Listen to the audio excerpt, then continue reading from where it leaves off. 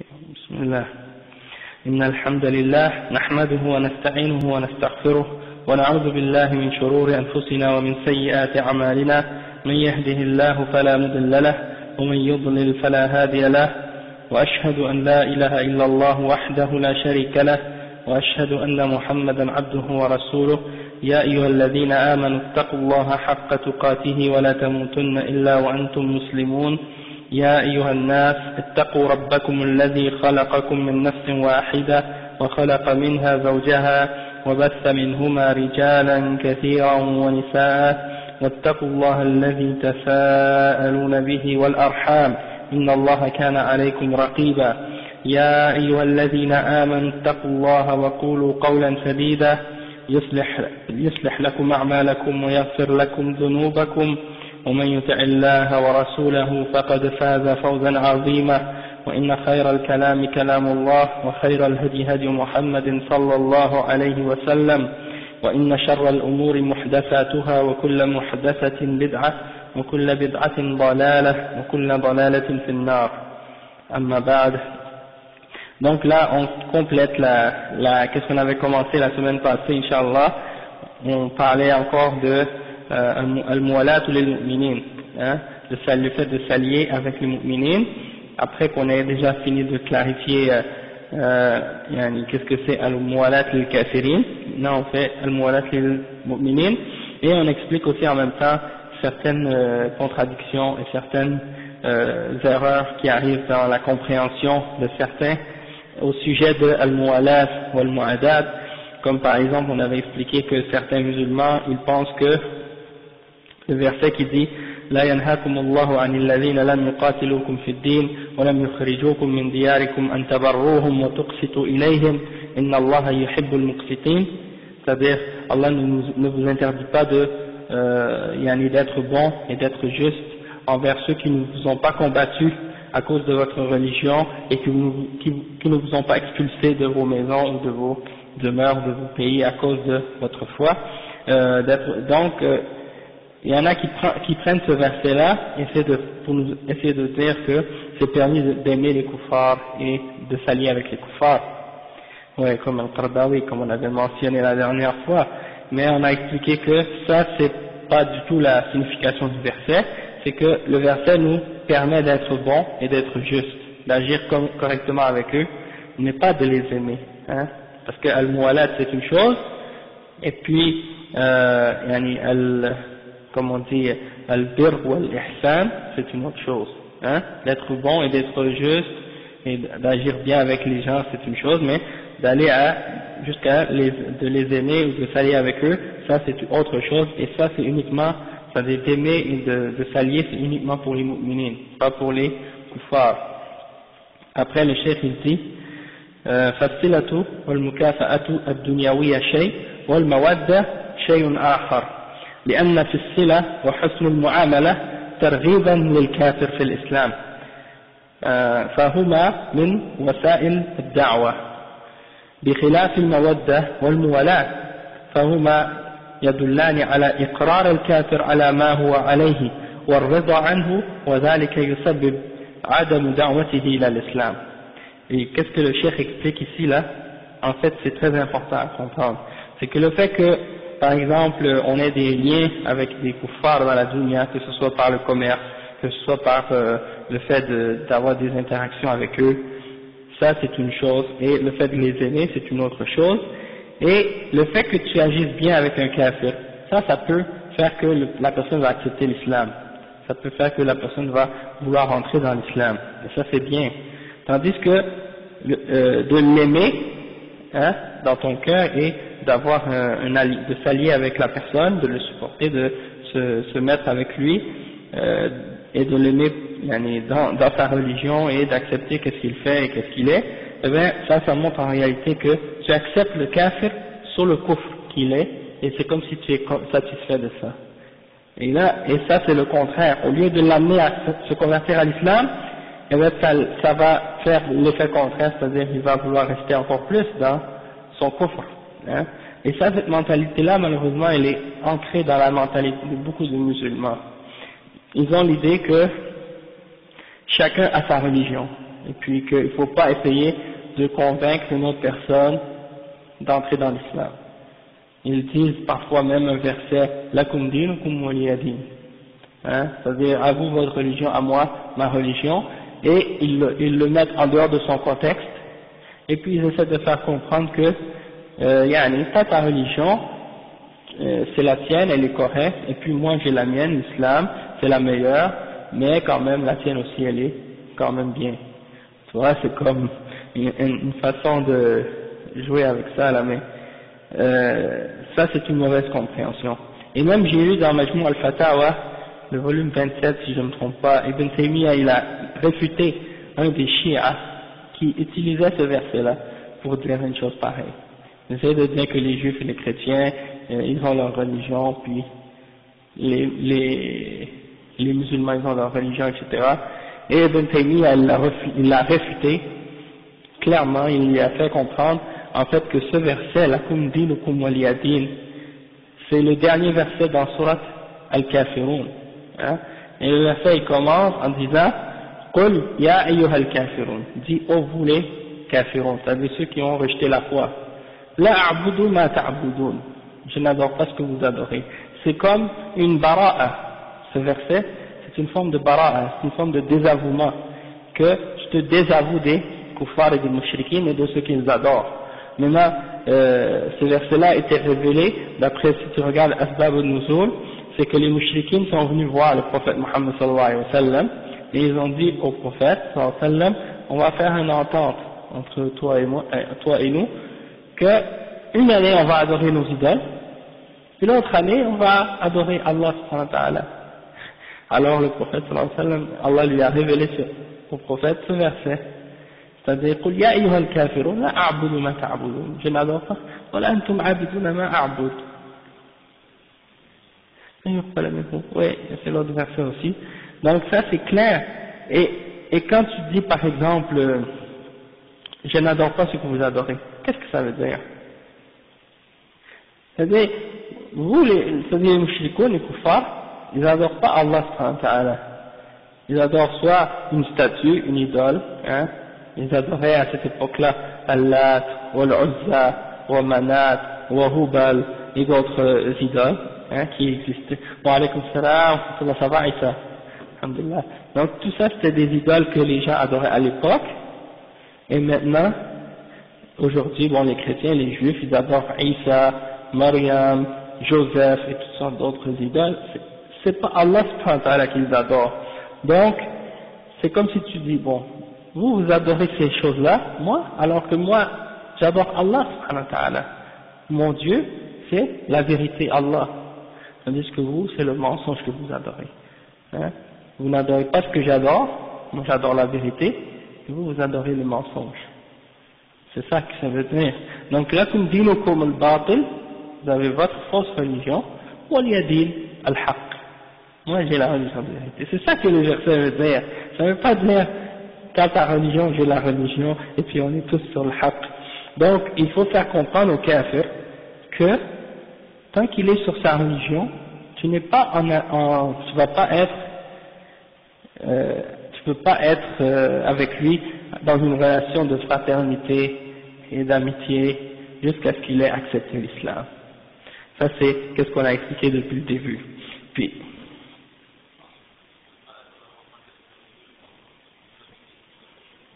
l'amitié c'est la même chose, parce que l'amitié c'est d'avoir de l'amour et de l'affection pour la personne.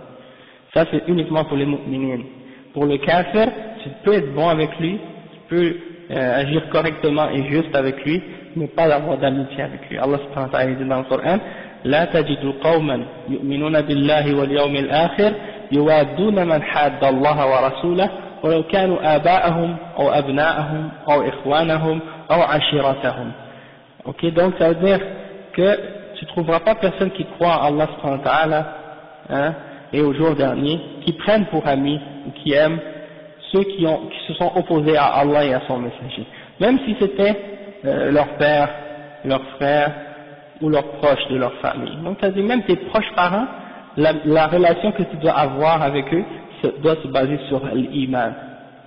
Tu dois être avec eux selon une relation de wala et bara, c'est-à-dire si tes proches et ton père et ta mère et tes parents sont des mu'minines, tu vas les allier avec eux, tu vas les aimer, mais s'ils ne sont pas des mu'minines, alors là tu vas être bon avec eux, tu vas agir correctement et juste avec eux, sauf que tu vas pas les aimer de la même façon que tu aimes les mu'minines. Et comme j'avais expliqué la dernière fois, il y a une amour qui est un amour naturel, qui est dans l'être humain. Ça fait partie de quelque chose de naturel qu'Allah a mis en l'être humain, c'est-à-dire l'amour qu'il a pour son père ou pour sa mère ou pour ses parents.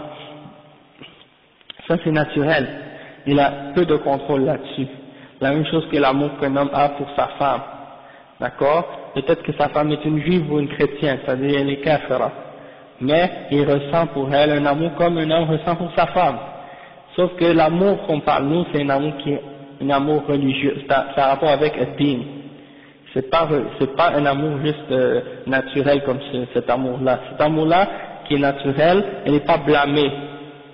L'amour qui est blâmé, c'est l'amour quand ça dépasse les limites de l'amour naturel, que ça devient quelque chose qui a rapport avec le din. C'est-à-dire tu vas voir tes parents qui insultent l'islam ou qui détestent l'islam, qui se moquent de la sunna, qui rejettent les choses de l'islam, puis là tu vas agir avec eux comme si rien n'était. Ça c'est pas normal. Il doit y avoir une certaine colère, pas colère, mais un certain rejet là, d'une certaine façon. Tu dois agir avec eux de manière à ce que tu leur fasses comprendre que ils peuvent pas agir de n'importe quelle façon vis-à-vis de toi par rapport à ta religion. C'est comme comment je pourrais dire, comme des sahaba, leurs parents c'était des mushrikines, hein, et certains d'entre les sahaba ont même dû combattre dans les batailles contre leurs parents, hein, et certains même d'entre les sahaba ont dû tuer leur père, parce que c'était soit que leur père allait les tuer ou que eux tuent leur père. Et c'est arrivé que certains d'entre eux, je pense que c'était Abu Ubaida ibn al-Jarrah qui a tué son père dans le combat, hein. Donc c'était pour dire que comme Allah subhanahu wa ta'ala il dit qu'au jugement dernier il n'y aura pas de lien de parenté entre les gens, au jugement dernier il n'y aura plus de lien de parenté. Fala ansaba baynahum yawma idhin. Donc ça veut dire qu'au jugement dernier ce ne sera plus une question de père, mère, frère, sœur, tout le monde seront chacun pour soi au jugement dernier. Et donc dans le dunya Allah nous a mis avec ces relations-là de père, frère, mère, sœur, oncle, tante et tout ça, dans la dunya pour nous tester. Hein, il nous a fait comme ça, il a donné des droits aux parents, des droits et des devoirs aux enfants, etc., des relations de sang, de respect entre nous. Tout ça, c'est des tests qu'Allah nous donne pour voir comment on va agir entre nous. D'accord? Donc ça c'est important à comprendre. Puis le chef après il dit وكذلك تحريم موالاة الكفار لا يعني تحريم التعامل معهم بالتجارة المباحة واستيراد البضائع والمصنوعات النافعة والاستفادة من خبراتهم ومخترعاتهم. فالنبي صلى الله عليه وسلم استأجر ابن أريقط الليثي ليدله على الطريق وهو كافر، واستدان من بعض اليهود، وما زال المسلمون يستوردون البضائع والمصنوعات من الكفار، وهذا من باب الشراء منهم بالثمن، وليس لهم علينا فيه فضل ومنة، وليس هو من أسباب محبتهم وموالاتهم، فإن الله أوجب محبة المؤمنين وموالاتهم وبغض الكافرين ومعاداتهم. Donc le cheikh il explique également maintenant un autre aspect, il dit que de même que le fait de dire que c'est interdit de s'allier aux kuffars, ça ne veut pas dire que c'est interdit de faire des interactions ou du commerce avec eux, par exemple, avec les kuffars, dans ce qui est halal, hein, dans ce qui est permis, et d'importer des produits et des biens qui sont utiles, hein, et de profiter de leurs expériences et de leur connaissance dans certaines choses pour les utiliser. Ça c'est permis dans l'islam. Et le prophète sallallahu alayhi wa sallam, il avait même loué les services de Ibn Urayqit al-Laythi. Et c'était lui, c'était un mushrik, et c'est un guide que le prophète sallallahu alayhi wa sallam avait payé pour l'amener à Médine lorsqu'il a fait le hijra. Hein? Donc le prophète Mohammed sallallahu alayhi wa sallam est parti avec Abu Bakr as-Siddiq, et il a demandé à ce mushrik de l'amener pour prendre le meilleur chemin à travers les chemins du désert pour l'amener jusqu'à Al-Madinah al-Munawwara. Parce que si tu n'as pas quelqu'un qui connaît bien les routes, tu peux te perdre facilement. Hein? Donc il a pris son service et il l'a amené jusqu'à Al-Madinah. Donc ça prouve que c'est permis dans des exemples comme ça de prendre les services d'un kafir si c'est nécessaire. La même chose également, le prophète sallallahu alayhi wa sallam a même emprunté de l'argent de certains parmi les juifs. Et lorsqu'il est mort, le prophète sallallahu alayhi wa sallam, il devait même, je pense, une somme d'argent à un juif avant de mourir. Il a dit, je pense, de remettre cet argent-là aux juifs. Et le prophète sallallahu alayhi wa sallam, donc, il a eu beaucoup d'interactions de cette façon, de commerce ou d'autres, avec les Yahouds, avec les juifs. Et le prophète, après le cheikh, il dit, et les musulmans ont toujours continué à faire importer des produits et des choses de la part des kuffars. Ils font importer des produits qui ont été fabriqués par les kuffars. Et ça fait partie d'acheter des choses de payer pour acheter des choses. Ça c'est permis dans l'islam. Et le fait qu'on achète de leurs marchandises, eh ben, c'est pas comme si on leur demandait la charité, on le paye avec de l'argent. Donc c'est quelque chose qu'ils n'ont aucun mérite à nous vendre ces choses-là. C'est quelque chose qu'on a payé avec de l'argent et étant donné que c'est du commerce, c'est tout à fait halal. Donc le cheikh il dit que ça, c'est pas des causes qui amènent à les aimer et à les allier. Ça c'est quelque chose qui a rapport avec des relations économiques qui sont halal. Et des exemples de ça aujourd'hui, parce que c'est ça que je voulais mentionner, la question de boycotter certains produits des kuffars, que ce soit des juifs ou des américains ou des autres pays musulmans. Il y en a des musulmans qui disent que par exemple tu n'as pas le droit d'acheter certains produits de certains kuffars.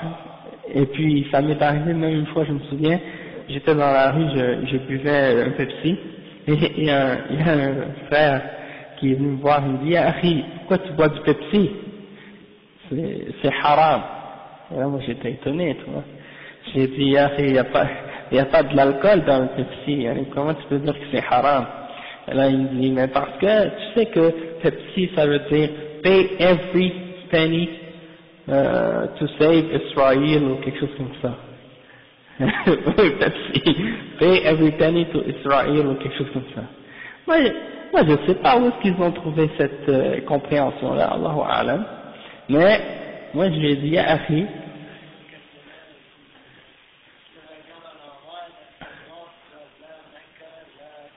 ah oui, j'ai entendu ça aussi.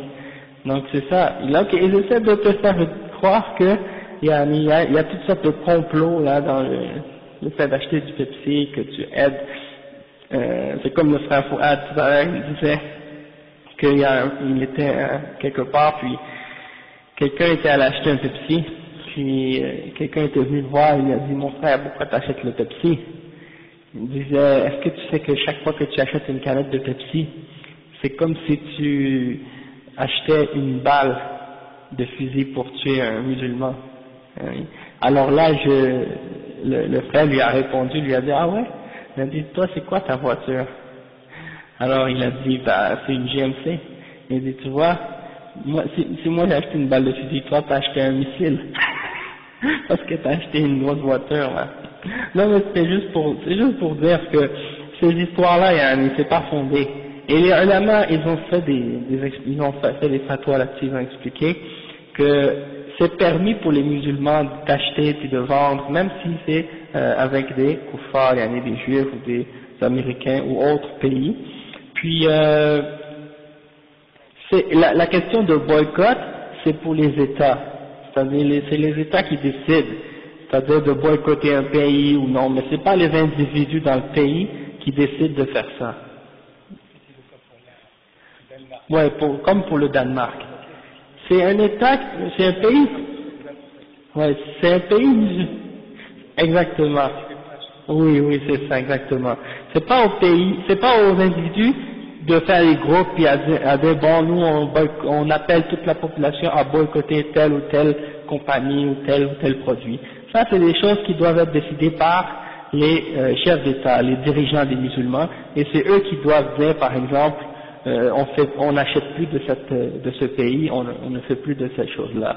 C'est pas aux gens de faire ça d'eux-mêmes. Ouais, ben c'est ça, ils font ça. Les terroristes, bien entendu, ils font ça de leur propre tête. Quand ils décident de faire sauter les choses, ils font pas ça avec la permission.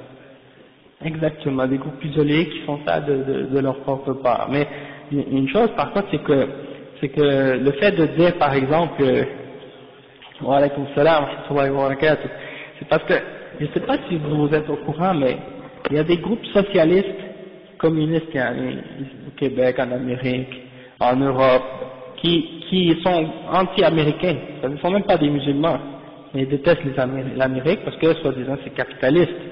Puis, il y a beaucoup de ces groupes musulmans-là qui s'allient avec ces socialistes-là, ouais, avec ces koufars-là.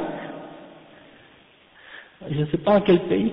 Ouais, mais ils s'allient avec les socialistes parce qu'ils sont sur la même ligne de pensée que même ici à Montréal, quand ils font les manifestations là au centre-ville, ils sont toujours en train de chercher le support de ces organisations socialistes pour marcher avec eux dans la rue, que ce soit contre des injustices dans des pays musulmans ou que ce soit comme quelque chose comme ça, une cause humaniste ou je sais pas quoi.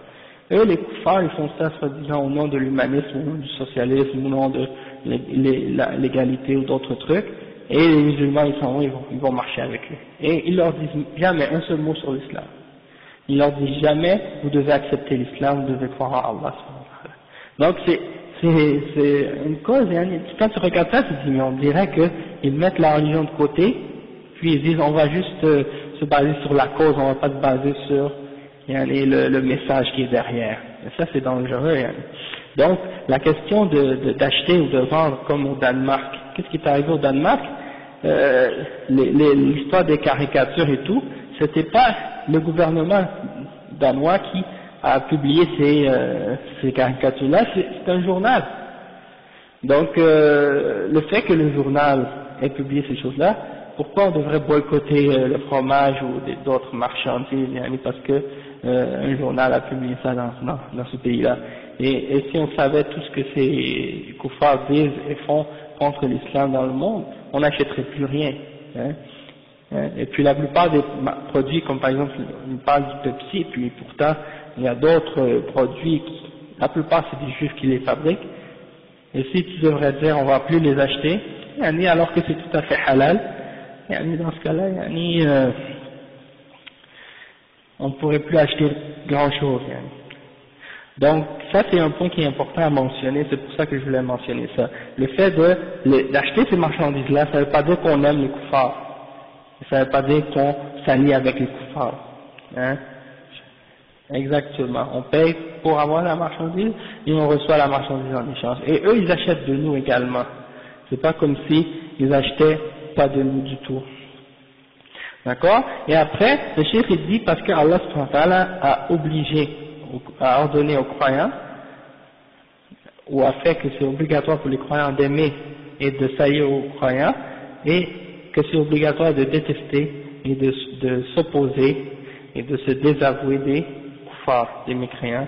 Et le cheikh il mentionne certains versets, il dit قال الله تعالى إن الذين آمنوا وهاجروا وجاهدوا بأموالهم وأنفسهم في سبيل الله والذين آووا ونصروا أولئك بعضهم أولياء بعض إلى قوله تعالى والذين كفروا بعضهم أولياء بعض إلا تفعلوه تكن فتنة في الأرض وفساد كبير. قال الحافظ ابن كثير ومعنى قوله إلا تفعلوه تكن فتنة في الأرض وفساد كبير أي إن لم تجانبوا المشركين وتوالي المؤمنين وإلا وقعت فتنة في الناس وهو التباس الأمر واختلاط المؤمنين بالكافرين فيقع بين الناس فساد منتشر عريض طويل. قلت وهذا ما حصل في هذا الزمان والله المستعان.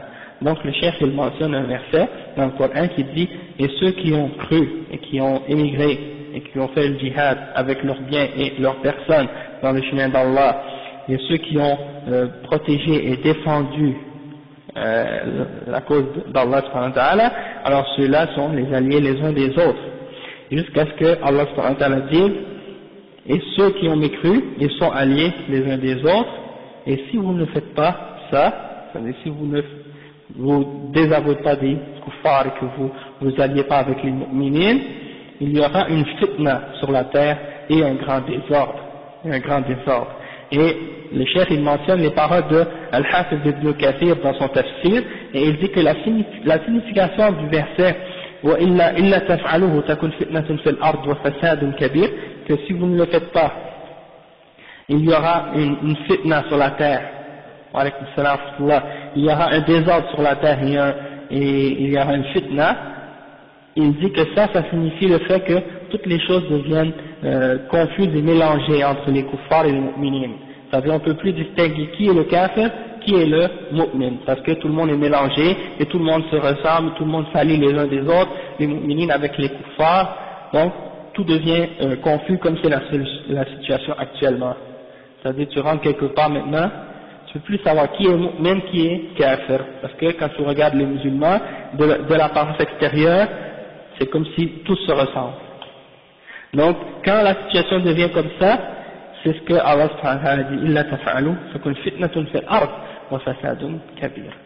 Donc, il est nécessaire que les musulmans se distinguent des kuffars. Pas juste du fait qu'ils sont musulmans dans leur cœur, mais également que, extérieurement, par leur façon de s'habiller, par la barbe par exemple, par le qamis, par le fait de suivre la sunna, quand tu rentres quelque part, tu vois quelqu'un, tout de suite tu sais, ah, lui c'est un musulman. Comme ça, tu rentres, tu dis assalamu alaikum. Donc il y a une certaine distinction là. Sinon, tu rentres quelque part, tu vois des gens de différentes origines, de différentes religions, tu sais pas qui est quoi, qui est où, tandis que, et ça c'est une fitna. Et là tu rentres dans l'autobus, tu rentres dans le métro, tu rentres quelque part, tu peux pas savoir qui est musulman, qui est pas musulman, tout le monde est mélangé. Et à part si c'est une femme qui porte le hijab, là tu peux savoir oui c'est une musulmane. Mais des fois il y a des femmes musulmanes qui portent même pas le hijab. Donc ça, dans ce cas-là, des fois tu peux même pas savoir. Sallallahu alayhi wa sallam. Exactement. Et ça c'est la situation actuellement, parce que les musulmans, si quelqu'un se distingue pas des kuffars, je dis pas dans un pays musulman, tout le monde sait que tout le monde est musulman. Dans un pays musulman, tout le monde sait, parce que tu marches dans la rue, tu vois des gens, salam alaikum, salam alaikum. Quand je me rappelle quand j'étais à Médine, tu rentres quelque part, un magasin, salam alaikum. Tu rentres dans la mosquée, salam alaikum. Tu marches sur le trottoir, quelqu'un passe à côté de toi, salam alaikum. Tout le monde, partout, tout le monde est musulman. Ah, peut-être pas, non. En tout cas, mais là-bas, à Médine, quand j'étais là-bas, je dis salam à tout le monde me répond wa alaykoum salam.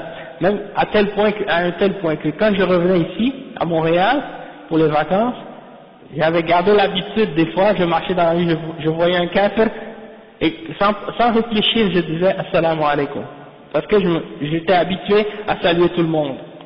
Puis là, j'arrive ici, puis je vois que les gens disent, oh non, c'est vrai, pourquoi? Je dis, subhanallah, c'est un kafir, pourquoi je dis salam? Mais c'est ça, tu vois, des fois, donc, le fait d'être ici, c'est la fitna. C'est sérieux, c'est la fitna d'être avec les musulmans. Mais dans d'autres pays, comme le frère dit, c'est pas partout comme ça. Mais c'est une, ah oui. Ah, subhanallah, tu vois. Mais malheureusement, j'en ai pris une petite là, le fait de ressembler au café, c'est un prestige. Ouais, c'est vrai. De distinguer par exemple, ça c'est grave, ça c'est, comme le père il dit, là c'est la réalité. C'est-à-dire que maintenant c'est rendu que dans certains pays musulmans, comme le père dit, si quelqu'un veut montrer qu'il a qu'il est important, qu'il est plus élevé socialement, qu'il est plus sérieux, je sais pas quoi, il doit s'habiller à l'occidental. Et puis, s'il parle français, hein, alors ça veut dire encore plus qu'il est encore plus important, bien éduqué. S'il parle seulement l'arabe, il ne vaut pas grand chose. Hein, s'il s'habille avec les vêtements traditionnels de son pays, qui sont des traditions musulmanes, ils vont dire, ah, lui, c'est un gars ordinaire. Tandis que s'il fait partie de la haute société, là, hein, ils vont dire, ah, lui, là, c'est une personne éduquée, il est occidentalisé, il est bien, donc c'est ça. Et les kuffars, c'est ce qu'ils veulent. Ouais, c'est là une question. Oui, il y a la question d'argent, mais il y a une erreur là-dedans aussi, c'est que de penser que le fait qu'on ait de l'argent, ça veut dire qu'on peut pas être un bon musulman, et qu'on doit automatiquement, le fait qu'on ait de l'argent et qu'on veut vivre bien, qu'on doit vivre comme un kafir, un mécréant. Et ça c'est faux.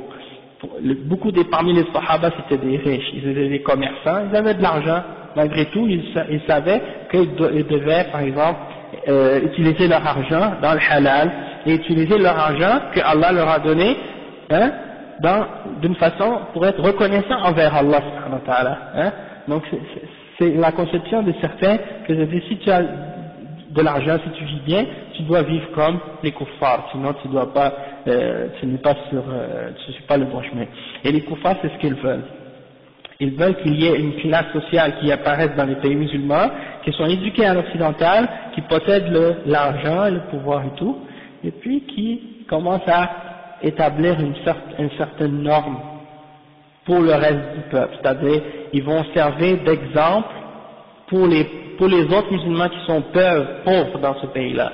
Et donc, tous les musulmans dans la société, quand ils regardent, ils vont regarder eux, et ils vont pointer du doigt ces gens-là pour dire, voilà ce que je veux devenir, voilà l'exemple à suivre, voilà le modèle auquel il faut essayer d'aspirer, puis essayer de ressembler à ces gens-là.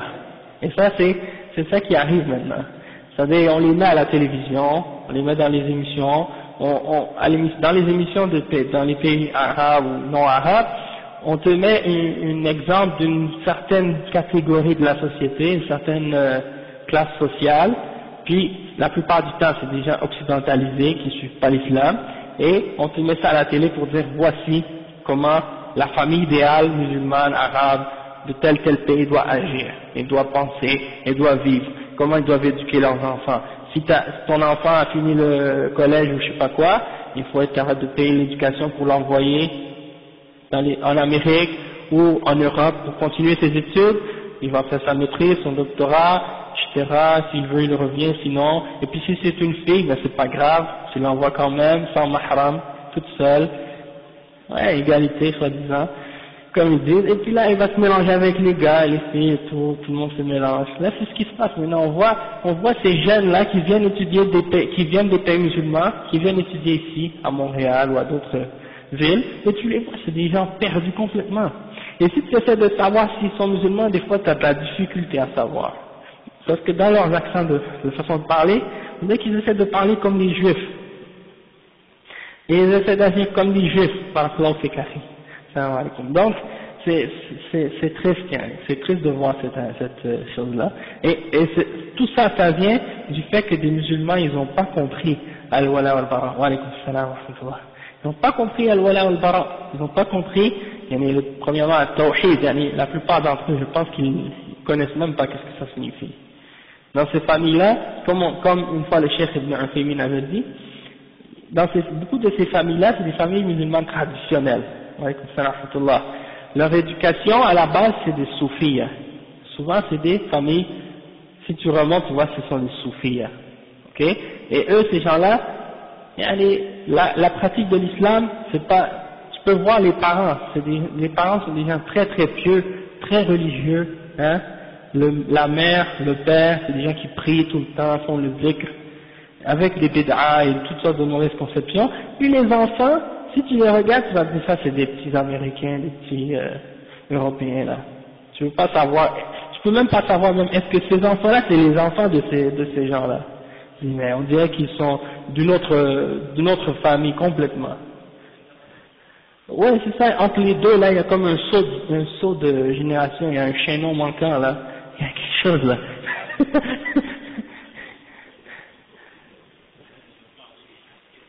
Non. Ah oui, il y en a des jeunes, là, comme ça, là-bas, qui sont perdus, malheureusement. Ouais. Donc ça, c'est l'effet de l'occidentalisation dans les pays musulmans, là. Puis, en Afrique, en Afrique du Nord, de l'Est, de l'Ouest, du Sud, partout, là. Et même chez les koufars, les autres, il y en a, pas juste les musulmans, même les koufars, l'occidentalisation, même en Chine, là. Ça se passe, c'est même pas des musulmans. Mais il y en a aussi des musulmans en Chine. Mais même chez ceux qui sont pas musulmans, là, chez les bouddhistes ou les autres, là.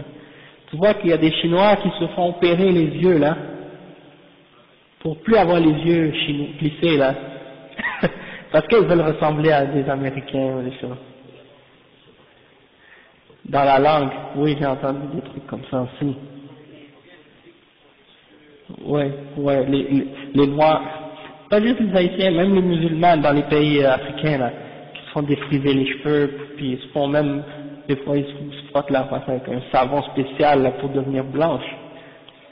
C'est vrai, il y a des savons qui vendent dans les pays musulmans, mais même ici, là, quand une femme qui est foncée, là, elle veut devenir plus pâle, elle se frotte la peau avec ce savon-là pour essayer de se faire pâlir la peau. Parce que des crèmes et des fois des savons ou des crèmes, et c'est très toxique, c'est très corrosif, là. C'est vraiment, puis ça fait un effet. Ah oui, c'est très mauvais. Le cancer de peau et tout, là. Donc c'est ça, c'est juste. Et le reste du corps reste foncé, c'est vrai. La femme, tu la vois avec un visage tout pâle, et sa main foncée, le reste de son corps est resté la même couleur. Mais yughayyiruna khalq Allah, ça c'est le verset 1. Ça c'est les gens qui veulent changer la création d'Allah. On s'est peut-être éloigné un peu, mais tout ça c'est relié avec notre sujet quand même. Tout ça toujours dans le contexte du fait de voir que il faut que les gens ont cette conception-là aujourd'hui, et ça c'est uniquement à cause que les musulmans, on est dans une période de faiblesse. Parce que laissez-moi vous dire que lorsque les musulmans étaient dans la période de force dans l'histoire, c'était le contraire. C'est les koufars qui voulaient ressembler aux musulmans, et qui voulaient essayer de parler l'arabe, et qui même.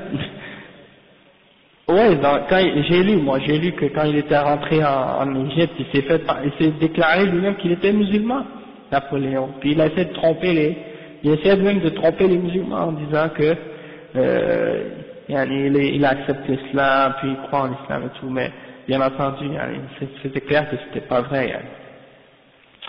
Donc c'est juste pour vous donner un exemple de tout ça. Et puis donc c'est important de voir que il faut revenir au fondement de l'islam. Il faut revenir aux principes de la religion musulmane, il faut enseigner ces principes-là à nos frères, à nos sœurs, il faut leur faire réaliser qu'on ne peut pas continuer de cette façon-là. On peut prendre des koufars, tout le bien, tout ce qui est halal, c'est permis de le prendre, mais le fait qu'on prenne, que ce soit des choses technologiques, ou qu'on étudie dans les universités pour apprendre des choses qui sont nécessaires pour les musulmans, le fait qu'on apprenne ces choses-là, ça ne veut pas dire qu'on va aller jusqu'à prendre leurs croyances et apprendre leurs habitudes et leur mode de vie.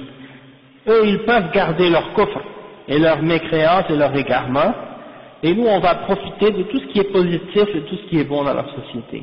Eux, ils essaient de nous dire, si tu prends, tu dois prendre tout, le bien et le mal, de qu'est-ce qu'on a dans notre civilisation ou dans notre soi-disant société. C'est-à-dire, si tu prends la science, tu dois prendre tout ce qui vient avec, les croyances, les idées, les modes de vie, l'égalité, soi-disant entre les hommes et les femmes, la liberté, tout ce qui est kufr.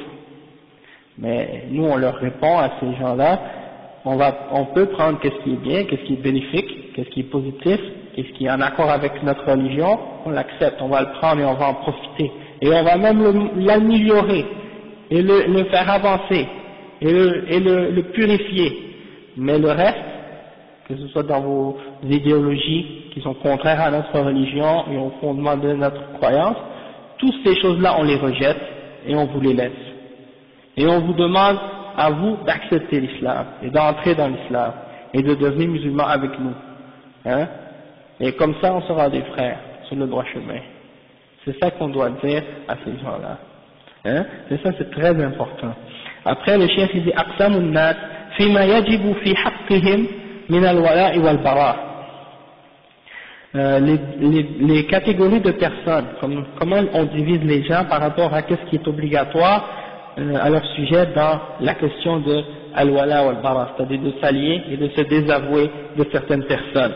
Le cheikh il a divisé les gens en trois catégories. Ceux qu'il est obligatoire d'aimer et de s'allier avec eux. Ceux qu'il est obligatoire de détester et de se désavouer d'eux. Et une autre catégorie, c'est ceux qui sont entre les deux, c'est-à-dire qui sont musulmans, mais qui font des mauvaises choses ou qui font des contradictions. Ceux-là, on doit les aimer d'un point de vue et les détester d'un point de vue. On va voir les détails de ça, Inch'Allah. Donc le chef il dit الناس في الولاء والبراء على ثلاثة أقسام. القسم الأول من يحب محبة خالصة لا معاداة معها. وعليكم السلام ورحمة الله وبركاته.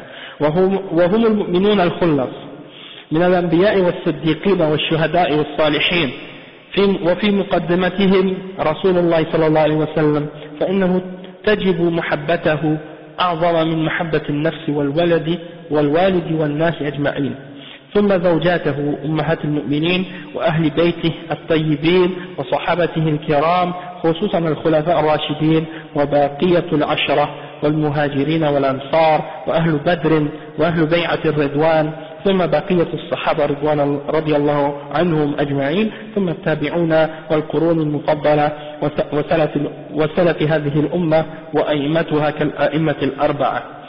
Donc le cheikh ici, il explique, il dit que la première catégorie de gens, c'est ceux qu'on doit aimer absolument et complètement, et qu'on ne doit pas du tout détester en aucune façon, et ce sont premièrement tous les purs et les croyants parmi les prophètes et les messagers d'Allah, et ceux qui ont été véridiques, ceux qui ont été les shuhada et ceux qui ont été pieux, ceux-là on doit les aimer. Et premièrement le prophète Muhammad sallallahu alayhi wa sallam, il est obligatoire de l'aimer, et on doit l'aimer plus qu'on doit s'aimer nous-mêmes. C'est-à-dire on doit aimer le prophète Muhammad sallallahu alayhi wa sallam plus que nous-mêmes, plus que notre enfant, plus que nos parents, plus que tous les êtres humains sur la terre. D'accord? Donc ça c'est très important. Et ensuite ses femmes, ses épouses, hein, les mères des croyants, et les gens de sa maison, sa famille proche. Ensuite ses sahaba, et en particulier les 4 khulafa ar-rashidin, et les autres, les 10 autres à qui on a promis le paradis, et également les muhajirin et les ansar, muhajirun, ceux qui ont fait le hijra, et les ansar, les habitants de Al-Madina, les gens de Badr, ceux qui ont participé à la bataille de Badr, et ceux qui ont fait le bay'at al-Ridwan, hein, ceux-là, également le reste des sahaba, surtout les autres sahaba, on doit tous les aimer et s'allier avec eux, de même que les tabi'in, les tabi'un, ceux qui ont suivi, ceux qui ont été les élèves des sahaba, qui ont cru et qui ont cru en l'islam, puis qui ont vécu à l'époque des sahaba après la période du prophète sallallahu alayhi wa sallam, de même que les salafs de cette umma parmi les imams, comme les 4 imams des mazahib. Et la preuve de ça, c'est dans le verset que Allah subhanahu wa ta'ala, dans lequel il dit قال تعالى والذين جاءوا من بعدهم يقولون ربنا اغفر لنا ولإخواننا الذين سبقونا بالإيمان ولا تجعل في قلوبنا غلا للذين آمنوا ربنا إنك رؤوف رحيم.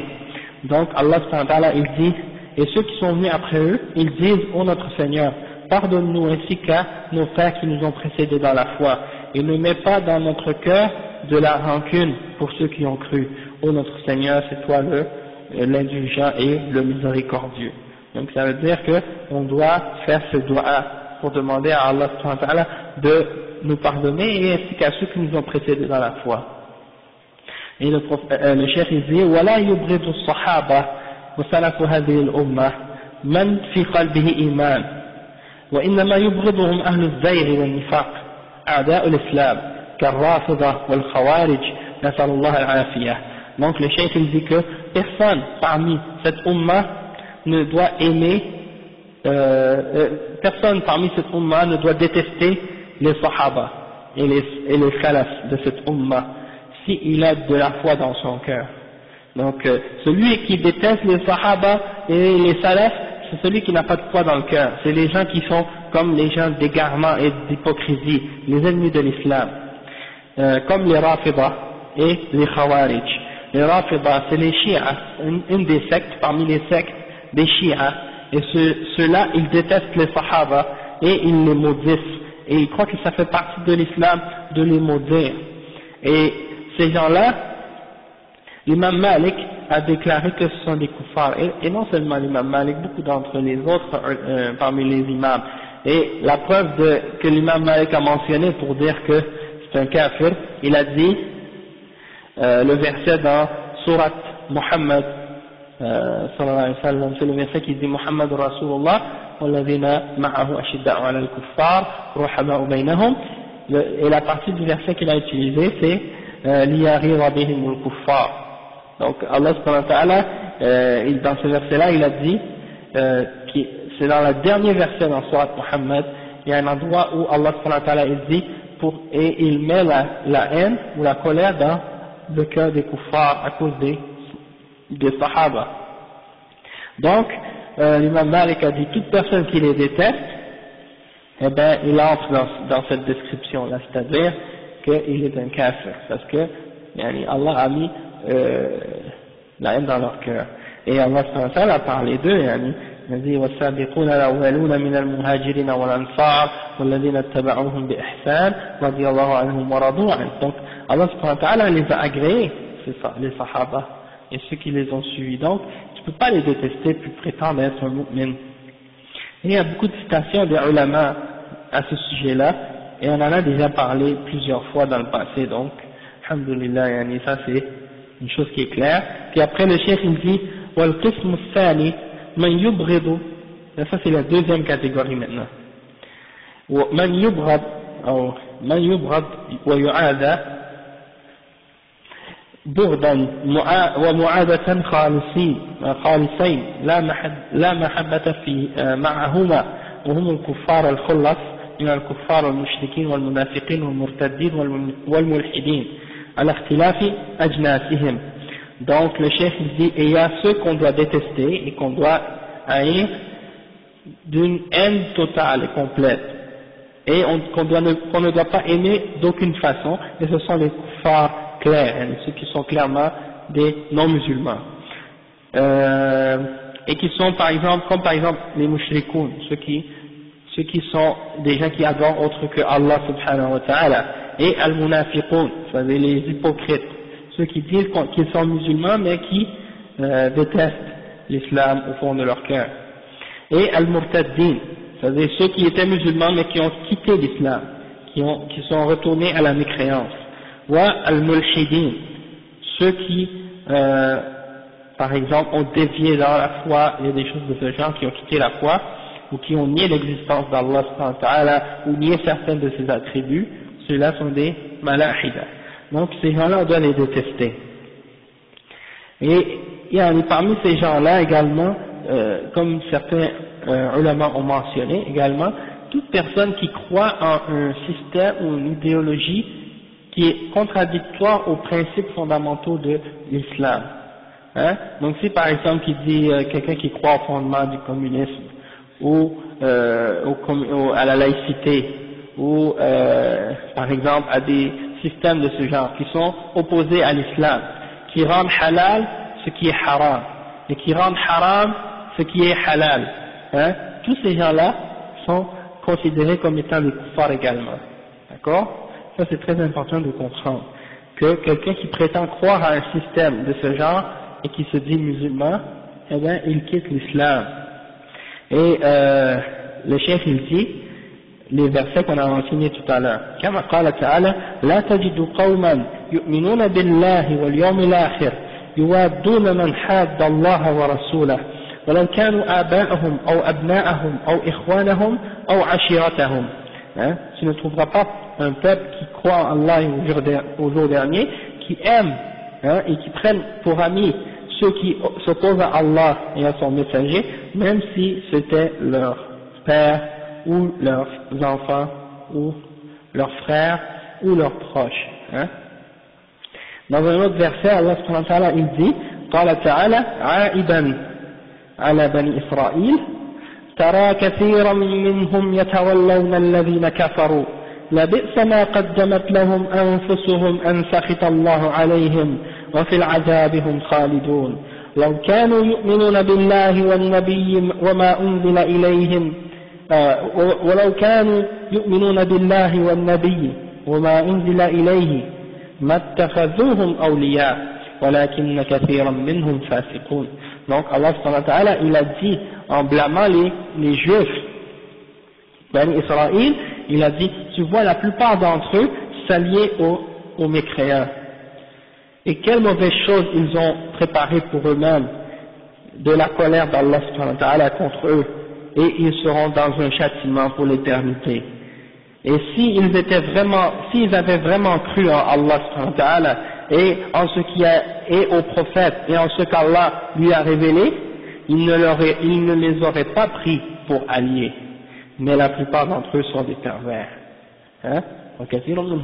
C'est-à-dire si les juifs, ils auraient vraiment cru en Allah et au prophète et en ce qui a été révélé sur lui, ils n'auraient pas pris les kuffars comme alliés.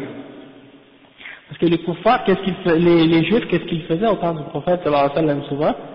Ils allaient voir les mouchriquins, c'est-à-dire les gens qui adorent les idoles, et ils leur disaient, vous êtes mieux guidés que les musulmans. Vous imaginez, subhanallah. Donc, c'est comme s'ils essaient d'encourager les mouchriquins dans l'idolâtrie.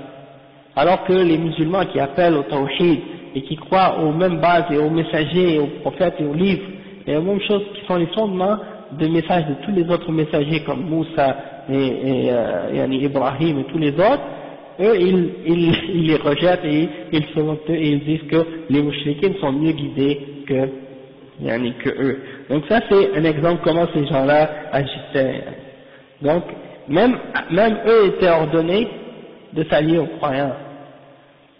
Et ils acceptaient l'islam et de s'allier aux mu'minines, mais ils ne faisaient pas ça. Donc ça c'est un exemple qui montre que si Allah les a blâmés, eux, les juifs, eh bien ce blâme-là, il retourne contre nous si nous on agit de la même façon que les juifs. C'est-à-dire, des fois il y a des musulmans, ils lisent un verset dans le Coran qui blâme les juifs ou qui blâme les kuffars ou les mouchriquins et ils s'imaginent que ce blâme-là c'est uniquement pour eux. Et ils ne comprennent pas qu'en réalité, le blâme que Allah a fait aux autres peuples qui étaient là avant nous, c'est une leçon pour nous également, pour pas qu'on fasse la même chose qu'eux, et pour pas qu'on les imite dans l'égarement qu'ils ont suivi. Donc, c'est-à-dire, si par exemple aujourd'hui, on fait la même chose que les Juifs faisaient à leur époque, mais le blâme qui existe dans le Coran ou dans la Sunna au sujet des Juifs, eh bien, il s'applique à nous également si on suit leur exemple. Et c'est pour ça que aujourd'hui, par exemple, beaucoup de musulmans qui critiquent les Juifs et qui attaquent les Juifs pour toutes sortes de raisons, eh bien, ils ont les mêmes caractéristiques que ces Juifs-là, si tu les regardes. Et comment que... Oui, on a le droit, mais dans le haqq, et il faut que tu sois toi-même sur le din pour pouvoir dire que eux sont égarés. Tu comprends ce que je veux dire? Si toi-même tu es égaré, puis tu critiques les égarés, c'est comme si tu te critiques toi-même. Tu comprends? Tu comprends ce que je veux dire? Comme par exemple, maintenant, il y a des musulmans qui sont en Palestine, mais ils détestent les Juifs, pas pour Allah, pas parce que ce sont des kuffars, uniquement parce qu'ils ont pris leur terre. Question politique, c'est pas pour le din, ça n'a rien à voir avec le din.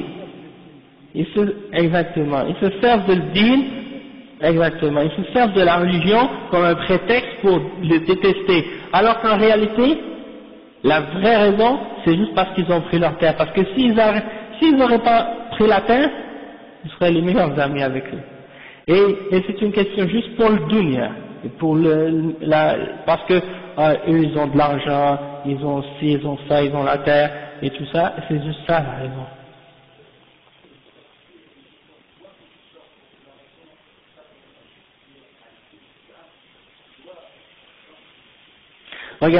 Regarde maintenant, je te donne un exemple.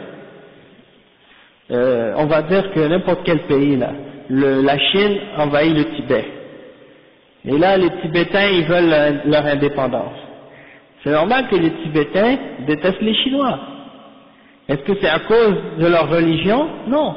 C'est quelque chose qui a rapport avec le territoire et la dunya. Bon, maintenant, les Juifs qui envahissent la Palestine, c'est normal que les Palestiniens détestent les Juifs pour cette raison. Sauf que c'est pas une raison, si c'est pas pour le din, c'est pas valable. Tu comprends ce que je veux dire? Donc, quand tu vois des musulmans, par exemple, qui font pas la salat, hein, qui respectent même pas les règles de l'islam, et peut-être même ce sont des laïcs, ou bien même des communistes, croient même pas à Allah subhanahu wa ta'ala.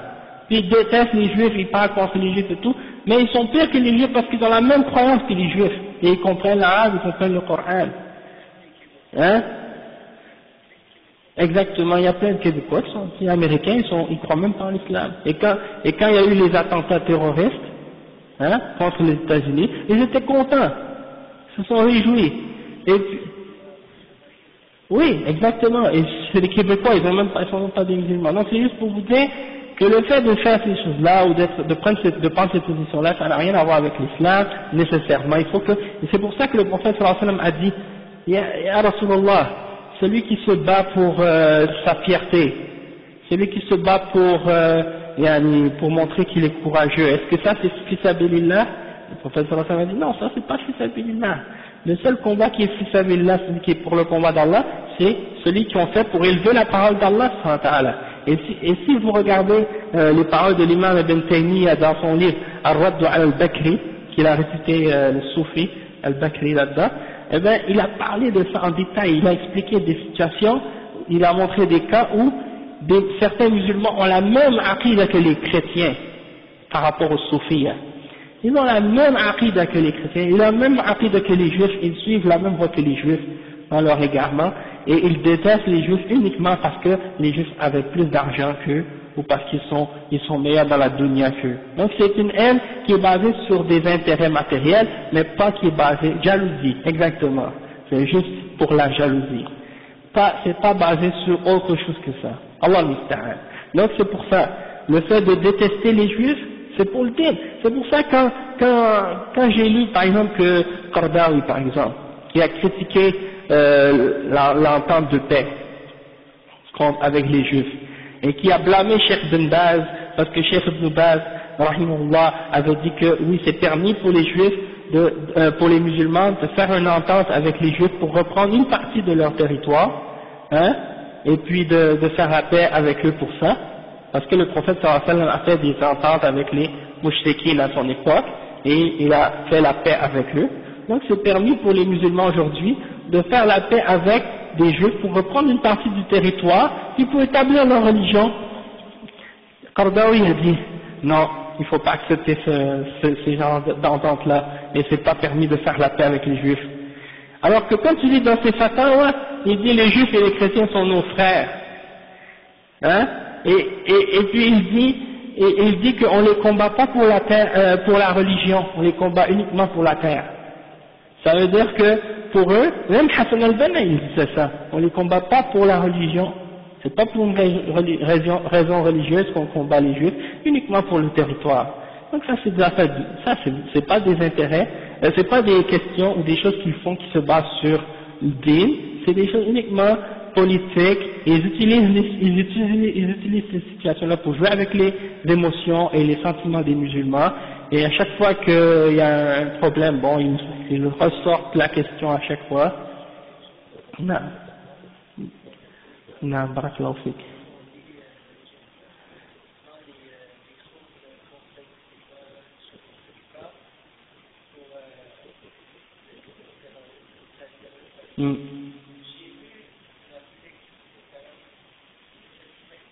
Abdel Salam Maniaoui, l'Égyptien là. C'est un Ikhwani en passant. C'est un des chefs des Ikhwan Muslimin à Montréal.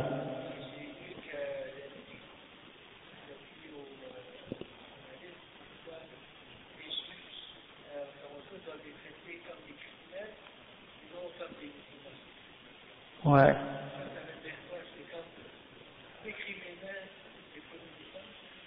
Non, c'est pas cette parole-là qu'il a dit, ça n'a pas rapport, c'est pas tellement clair en fait. Peut-être qu'il s'est mal exprimé. Allahu a'lam. Mais il y a une chose, par exemple, que je veux clarifier là-dessus, c'est que nous, quand on dit que on est contre les attentats terroristes, et quand on dit que ces choses-là, c'est interdit de les faire et que c'est rejeté, on dit pas ça parce qu'on aime les kuffars. Hein? Quand on rejette le terrorisme et quand on dénonce le terrorisme, on fait pas ça non plus parce qu'on a peur des kuffars. Quand on dénonce ces choses-là, on le fait parce que on croit que ça c'est contraire au Coran et à la Sunna, et que c'est contraire à la voix du prophète sallallahu alayhi wa sallam, et que c'est quelque chose qui est rejeté dans l'islam, pas pour faire plaisir aux kuffars. On n'a aucun intérêt à vouloir leur faire plaisir avec nos bouches et à leur mentir qu'on n'est pas d'accord avec le terrorisme, alors que ces gens-là, la plupart de ces groupes islamistes-là qui parlent dans les médias et tout, la plupart du temps ils disent ouais on est contre le terrorisme, alors que c'est eux qui subventionnent le terrorisme puis sont derrière les terroristes et qui approuvent leurs actions ou qui essaient de les justifier. Alors que nous, si tu regardes toutes les paroles de nos ulama salafis maintenant, hein, depuis toujours, ils ont toujours dénoncé ces choses-là, depuis avant même le 11 septembre, ils ont toujours dénoncé ces attentats et ces attaques-là. Et ils continuent jusqu'aujourd'hui à dire que ça c'est contraire à l'islam. Hein. Donc, même les attentats kamikazes, Cheikh Ibn Uthaymin, Cheikh Ibn Baz et tous les autres, ils ont toujours dit ça c'est haram, ça c'est un suicide, celui qui va se faire sauter avec des bombes comme ça, il se suicide, il n'est pas considéré comme un shahid.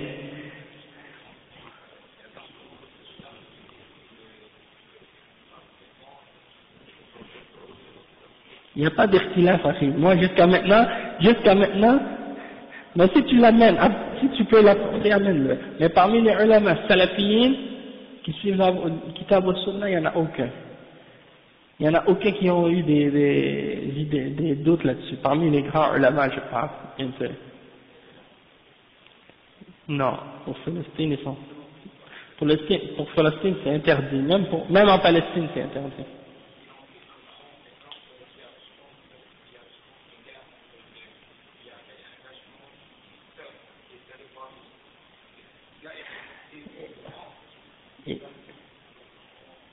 Ok.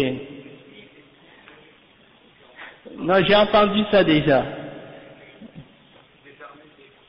Mm-hmm.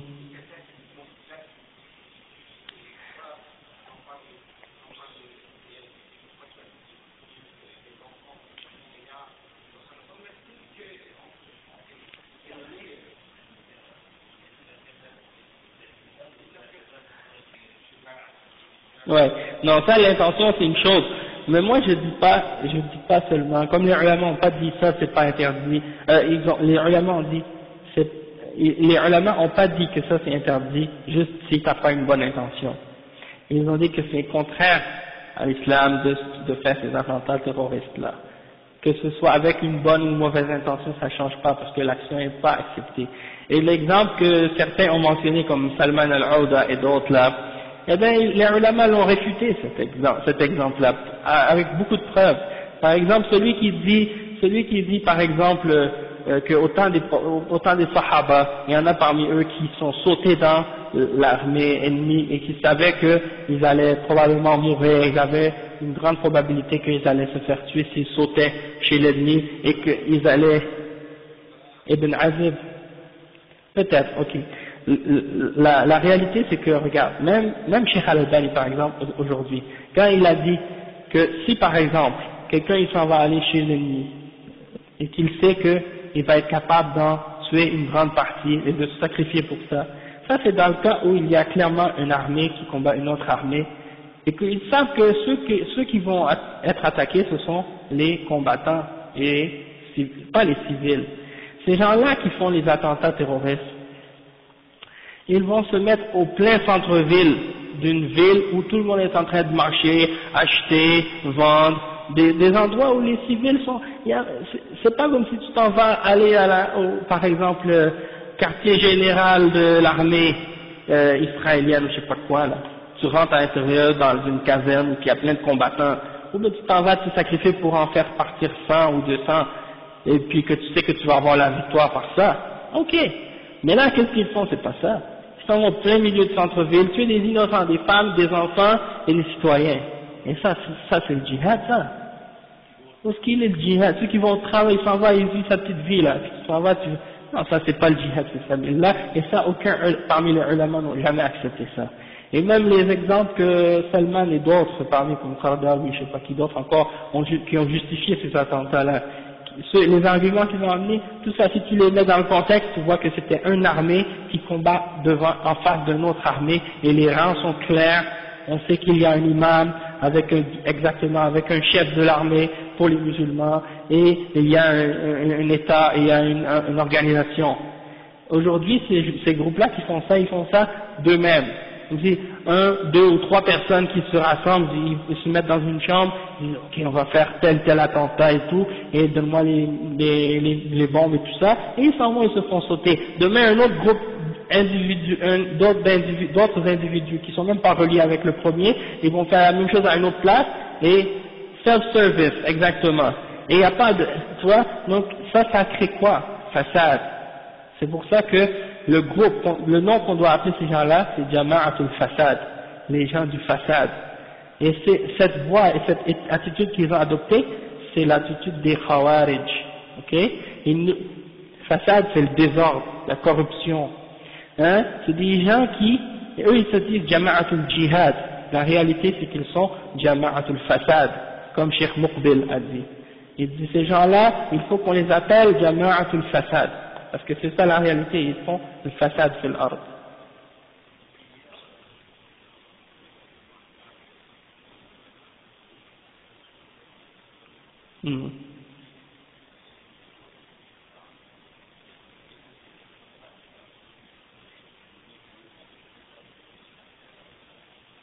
Ah ok, donc il disait qu'elle est contraire, mais les autres sont pas contraires.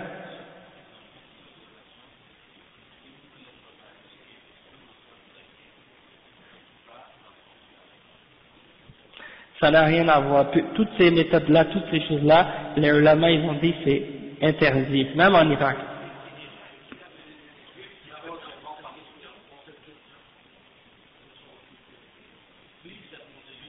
Oui, ça, ils sont occupés. Oui, vas-y.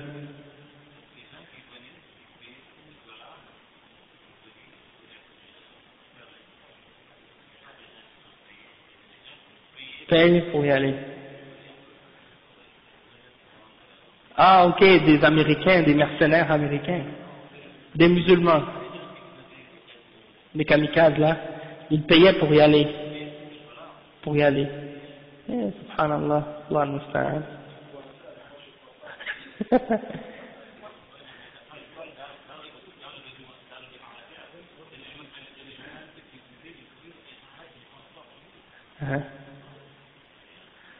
C'est des gens perdus, ya akhi, subhanallah.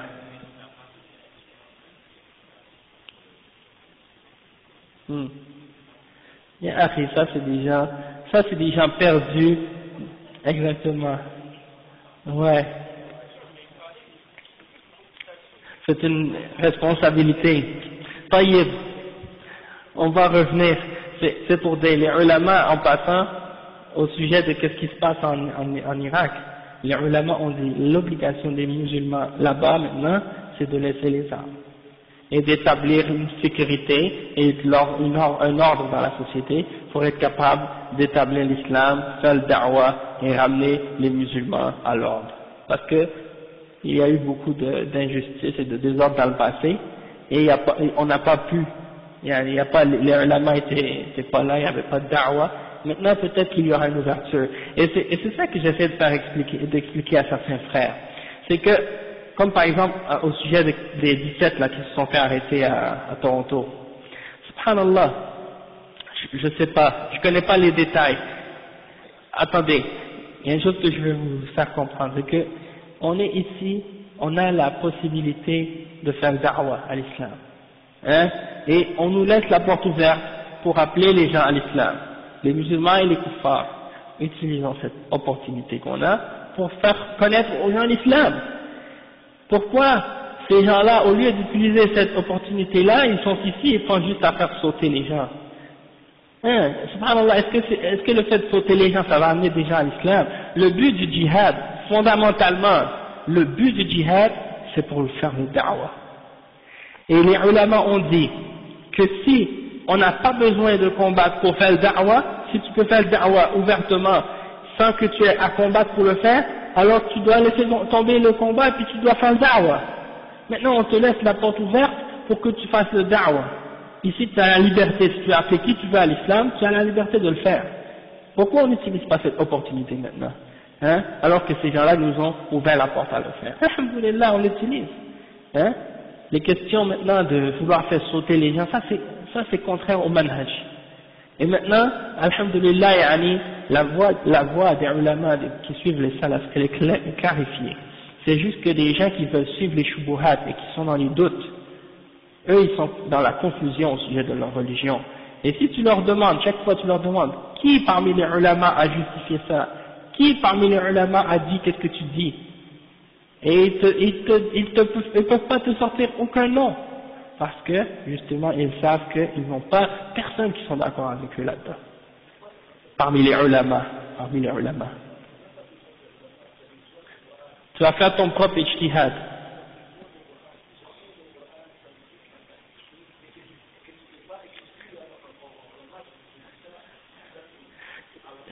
Ça c'est une chose, mais il y a des gens, ils vont prendre le Coran et la Sunna, et ils vont l'interpréter à sa façon. Il lit un verset qui dit, il dit par exemple, Allah dit dans le Coran, Kutiba alaykumul qital wa huwa kurhun lakum, wa a'iddu lahum mastata'tum min quwwa.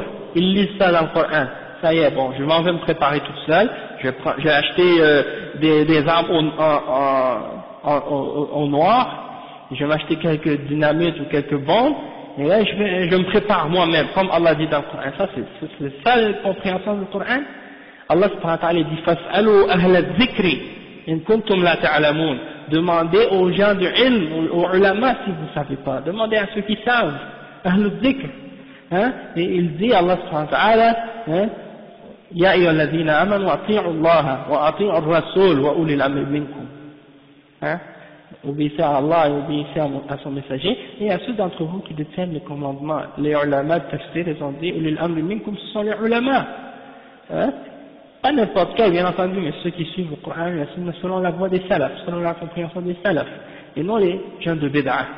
Parce que les gens de bid'a, ils suivent leur passion, et ils veulent toujours essayer de permettre ce qui est haram et interdire ce qui est halal. Donc c'est ça l'effet qui est important à comprendre. Et là, après, le cheikh il dit, وَالْقِسْمُ الثَّالِث, on retourne au sujet, le cheikh il dit là, et la troisième catégorie, مَنْ يُحَبُّ مِنْ وَجْهٍ وَيُبْغَضُ مِنْ وَجْهٍ فيجتمع فيه المحبة والعداوة وهم عصاة المؤمنين يحبون لما فيه من الإيمان ويبغضون لما فيه من المعاصي ومن المعصية التي هي دون الكفر والشرك.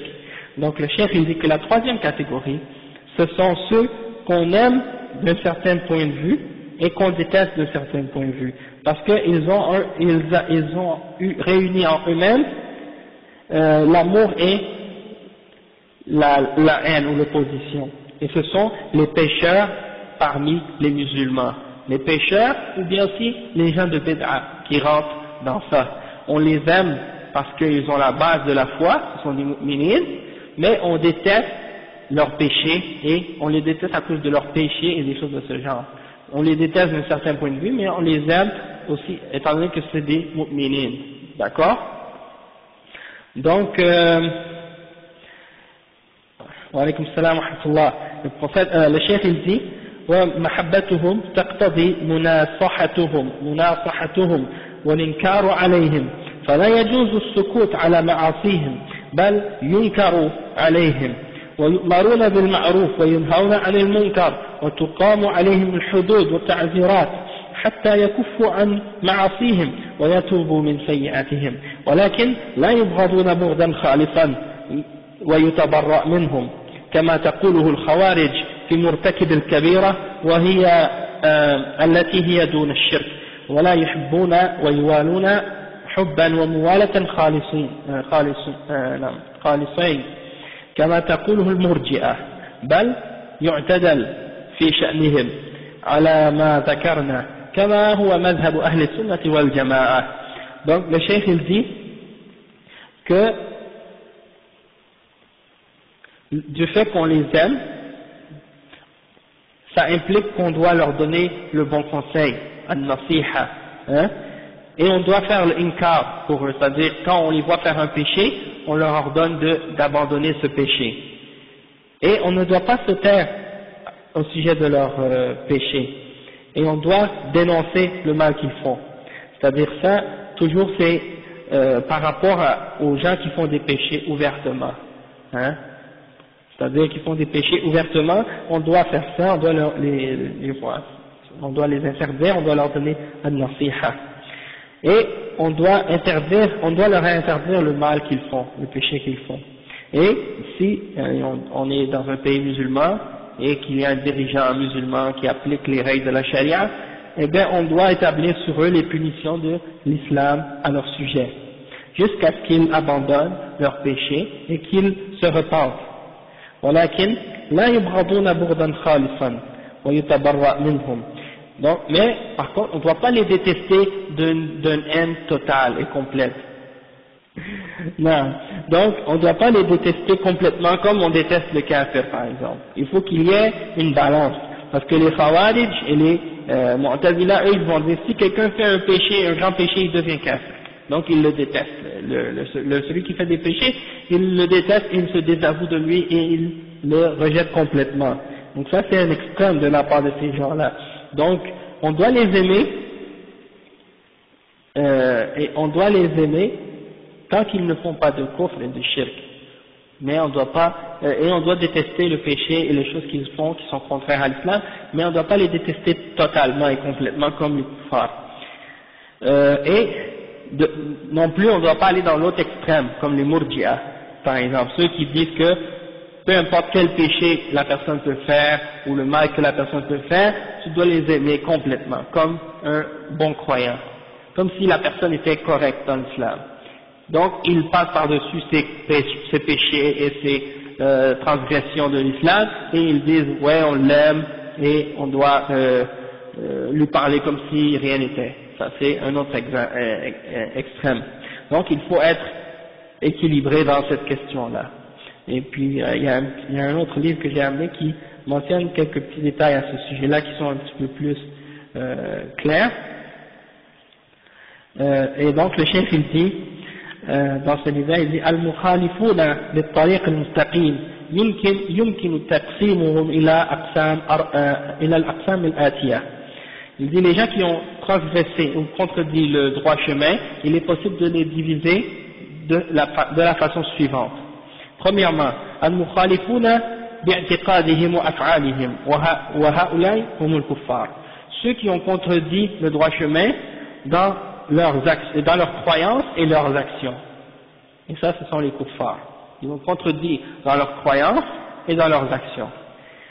Le deuxième, al-mukhalifuna fi i'tiqadihim duna af'alihim wa ha'ulai hum ahlul bid'ah al-i'tiqadiyah مثل فرق أهل الكلام ونحوهم ويدخل في عداد هؤلاء أهل النفاق. Il dit deuxièmement, ceux qui ont contredit dans leurs croyances et non dans leurs actions, et il dit ceux-là, ce sont les gens de bid'ah qui ont des bid'ah dans leurs croyances, comme par exemple certaines groupes de bid'ah, comme par exemple al-asha'ira et d'autres, comme al-mu'tazila ou d'autres. Et certains d'entre ces gens-là, leur bid'ah qu'ils ont dans leur aqidah, peut les pousser parfois à avoir des contradictions également dans leurs actions, comme les khawarij et les murji'ah et d'autres, le fait qu'ils croient que le fait de faire des grands péchés les fait quitter de l'islam, ils croient que ceux qui font des grands péchés sortent de l'islam, donc ça les amène à faire le takfir et à tuer les musulmans. Donc ça c'est un exemple d'égarement. Mais également, donc ceux qui ont une contradiction dans leurs croyances et non dans leurs actions, souvent ça amène également à une contradiction également dans les actions plus tard. Mais on peut entrer également là-dedans les hypocrites.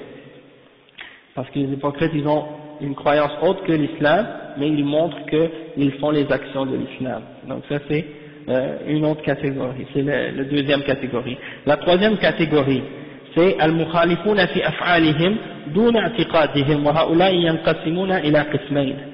Man takunu af'aluhum mukaffira liman yaf'aluha fa'ula'i kuffar wa in i'taqadu al-islam. ومن تكون أفعالهم لا تجب كفر فاعليها فهؤلاء هم عصاة المسلمين وفساقهم ولكن من هؤلاء أسلوب في تعامل معه من حيث الموالاة والمعاداة. Donc il dit qu'il y a ceux qui ont contredit dans leurs actions mais non dans leurs croyances. Et il y a deux catégories de ces gens-là, ceux qui ont des actions qui sont des actions qui les font sortir de l'islam, donc ceux-là, ils sont kuffars même s'ils se prétendent musulmans, et ceux qui ont des actions qui n'impliquent pas qu'ils sont kuffars, mais c'est-à-dire c'est des péchés, donc ceux-là, on doit agir avec eux selon al-muwala ou al-mu'ada, c'est-à-dire selon al-wala ou al-bara. Mais, comme on a dit tout à l'heure, ceux qui sont entre qui sont musulmans, mais qui font des péchés, on doit agir avec eux, on les aime pour la foi qu'ils ont en eux, mais on les déteste de notre point de vue à cause de leurs péchés. Puis le cheikh dit que également, il y a les mubtadi'a qui rentrent là-dedans, on doit également appliquer avec eux al-wala wal-bara à leur sujet, et le cheikh il fait des distinctions entre, par exemple, il y a le mubtadi'a qui appelle à sa bid'a, il appelle les autres musulmans à suivre sa bid'a, et il y a un autre mubtadi', lui, il fait juste suivre, mais il n'est pas capable d'appeler les autres à suivre la bid'a avec lui. Donc, avec ces deux cas, avec ces deux genres de mubtadi', il y a une position. C'est-à-dire, pour le mubtadi' qui appelle à sa bid'a, il faut voir, si sa bid'a c'est une bid'a qui amène au kufr, alors dans ce cas-là, c'est sûr qu'avec lui, il faut agir d'une façon ferme et le couper complètement et avertir les musulmans contre lui, etc. Tandis que si c'est une bid'a qui est pas kufr, mais qui amène les gens à l'égarement, et bien également il faut agir avec lui d'une façon ferme, etc.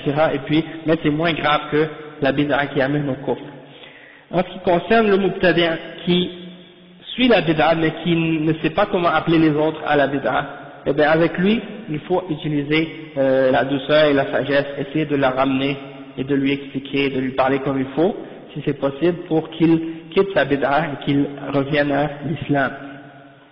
Wa alaykum salam wa rahmatullahi wa barakatuh. Donc souvent c'est des gens qui ne savent pas, il faut essayer d'être sage avec lui et de l'appeler avec sagesse. Et donc pour certains, dans certains cas même, il peut être nécessaire de les couper complètement et de faire ce qu'on appelle al-hajr, c'est-à-dire de les éviter et de s'éloigner d'eux complètement. Et des fois il y a des musulmans qui comprennent pas ce principe-là, ils mélangent parce qu'ils disent bon on est tous des musulmans et étant donné qu'on est tous des musulmans, il faut tous qu'on agisse entre nous comme des frères. Et c'est vrai que à la base, les musulmans, on est des frères et qu'on agit entre nous comme des frères et on se dit le salam, etc. Sauf que pour un mubtadi' qui appelle à sa bid'a et qui refuse de quitter sa bid'a, même si on lui a donné le conseil et tout, eh ben, dans la sunna, on doit couper cette personne. Et on a le droit, même les ulama ont dit qu'on ne doit même pas lui adresser le salam. Même s'il nous répond, on ne lui répond pas.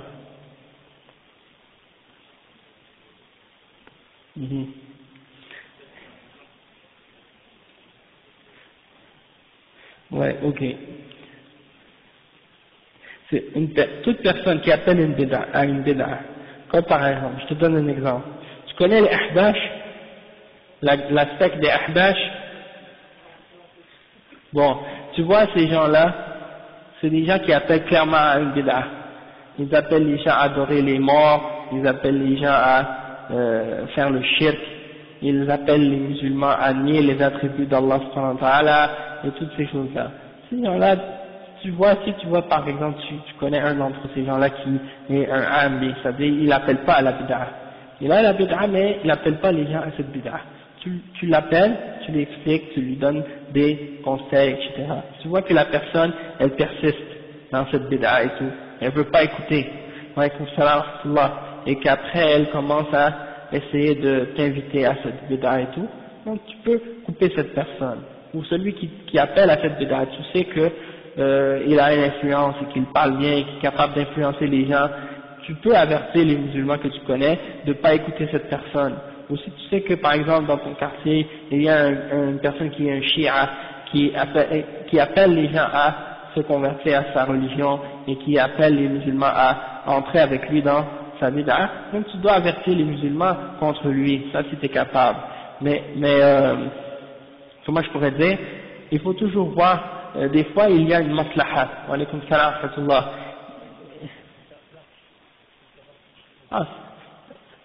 Approchez-vous un peu, Inch'Allah.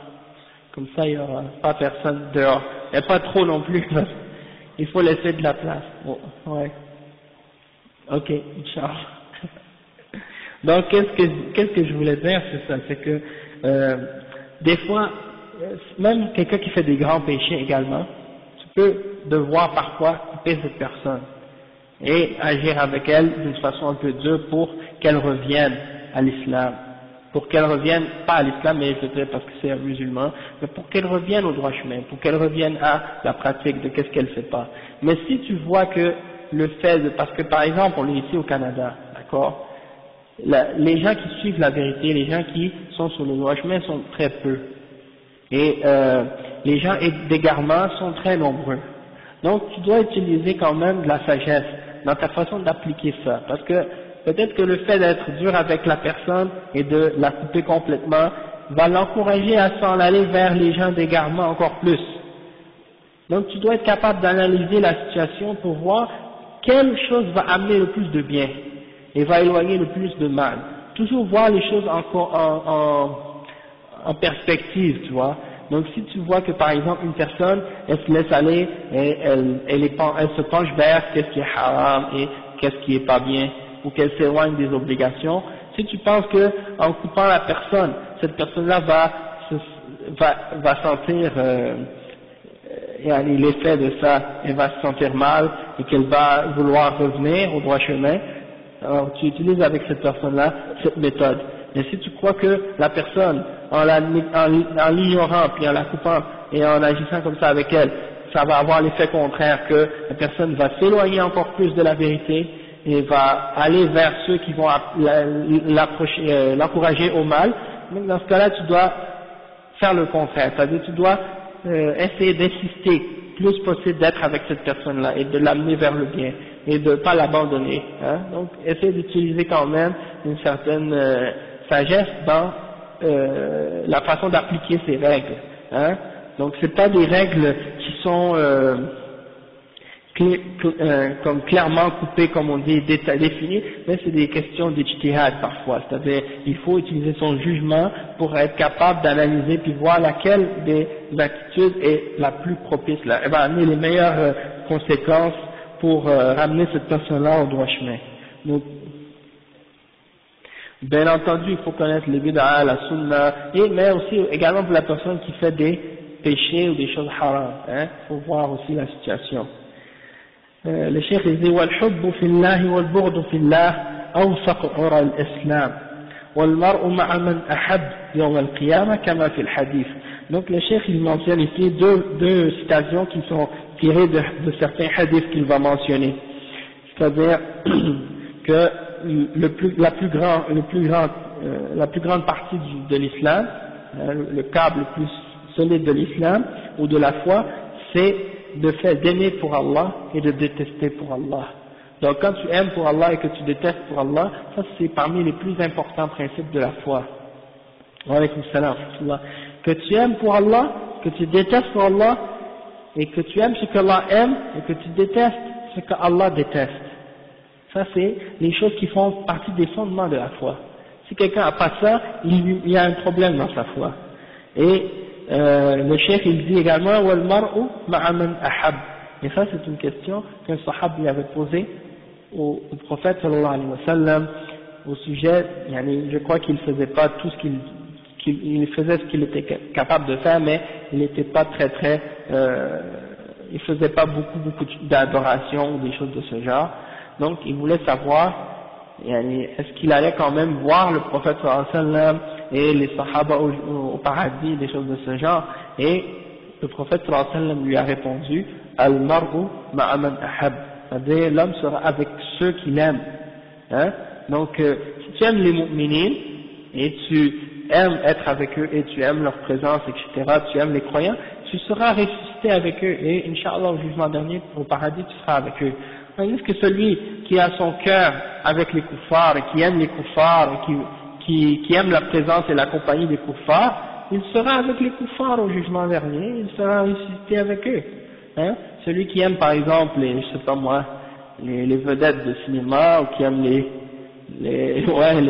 vedettes de kuffars parmi les gens qui sont célèbres parmi eux et que leur cœur est rempli d'amour pour ces gens-là, eh bien il sera ressuscité avec eux au jugement dernier. C'est pour ça que c'est très important de voir et de faire attention dans la question de al-wala wal-bara, qui on aime et avec qui on va être ressuscité.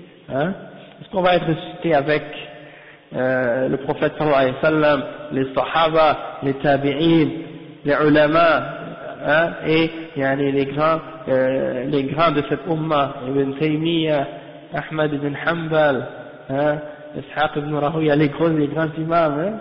Imaginez, Inch'Allah, qu'on soit ressuscité au jugement dernier et qu'on est entouré de ces gens-là parmi les salihin. Ça c'est une grande ni'ma si on peut arriver là.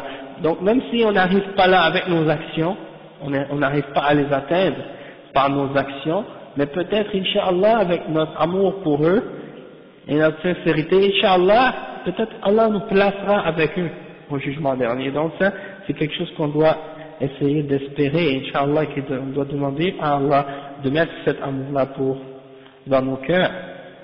Après le cheikh dit وَقَدْ تَغَيَّرَ الْوَضْعُ وصار غالب موالاة الناس ومعاداتهم لأجل الدنيا فمن كان عنده طمع من مطاعم الدنيا ولاه وإن كان عدوا لله ولرسوله ولدين المسلمين ومن لم يكن عنده طمع من مطامع الدنيا عدوه ولو كان وليا لله ولرسوله عند أدنى سبب وضايقوه واحتقروه. Ça, qu'est-ce que le cheikh il décrit ici là, c'est une triste réalité de qu'est-ce qui se passe actuellement dans la vie de beaucoup de musulmans. Allah musta'an. Le cheikh il dit que la situation actuellement elle a changé parmi les musulmans et c'est rendu que la plupart des gens ils s'allient avec des gens et ils s'opposent à d'autres uniquement pour la dunya. Uniquement pour la dunya. Donc celui qui trouve il trouve chez quelqu'un quelque chose parmi les choses qu'il aime dans la dunya, il s'allie à cette personne-là, même si c'est le plus grand ennemi d'Allah, de son messager et de la religion des musulmans. Tandis que s'il trouve quelqu'un chez qui il voit aucun intérêt de la dunya, eh bien, il va le détester et s'opposer à lui, même si c'est le plus grand allié, même si c'est le plus grand allié d'Allah et de son messager, pour n'importe quelle raison insignifiante, ils vont s'opposer à lui, ils vont lui rendre la vie dure et puis ils vont le mépriser. Malgré que c'est une personne qui aime Allah et son messager et qui fait beaucoup d'efforts dans le din ou des choses de ce genre. Donc, les rapports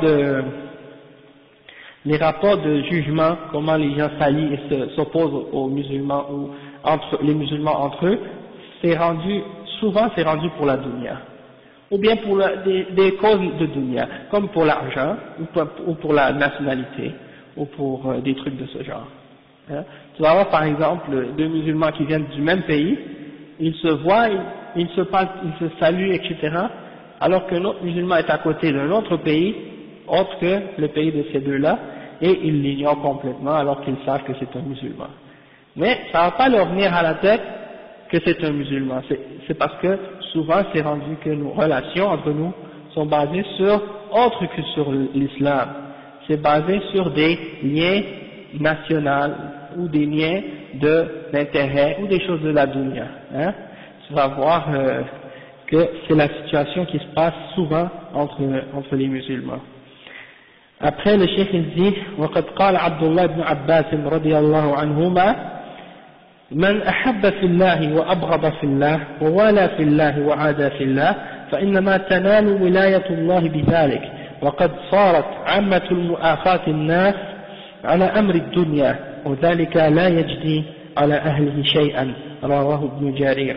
Donc Ibn Jarir al-Tabari il a rapporté les paroles de Abdullah ibn Abbas radiyallahu anhu, qui est le grand sahabi, qui dit celui qui a aimé pour Allah et qui a détesté pour Allah et qui s'est allié et qui s'est opposé pour Allah subhanahu wa ta'ala, alors c'est par ça qu'il va avoir c'est par ce fait-là qu'il va être capable de se rapprocher d'Allah et de devenir Inch'Allah un wali, c'est-à-dire un allié d'Allah subhanahu wa ta'ala.